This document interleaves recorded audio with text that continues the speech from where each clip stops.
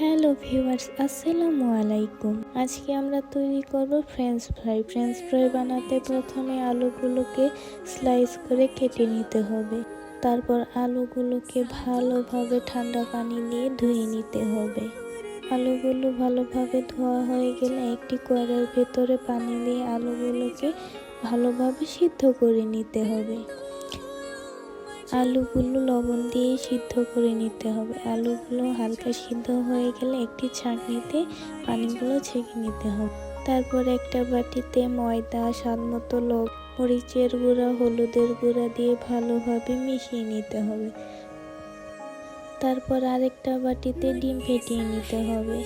তারপর স্বাদমতো লবণ দিয়ে ভালোভাবে ডিমটাকে লবণের সাথে মিক্সড করতে হবে।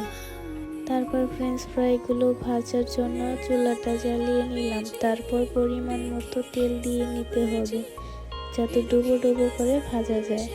তারপর আলুগুলো নিয়ে মাখিয়ে রাখা ময়দার মধ্যে দিতে হবে। এরপর ডিমের মধ্যে সেটা মিক্সড করতে হবে। সেটি আবার তুলে আবার ময়দাতে দিতে হবে। এভাবে প্রত্যেকটি বানাতে হবে। তারপর তেলে ছেড়ে দিতে হবে। যতক্ষণ না এগুলো লালচে ভাব হয়ে আসছে ততক্ষণ এগুলো ভালোভাবে ভাজতে হবে। এরকম একটা কালার হলে বুঝতে হবে এটি হয়ে গেছে।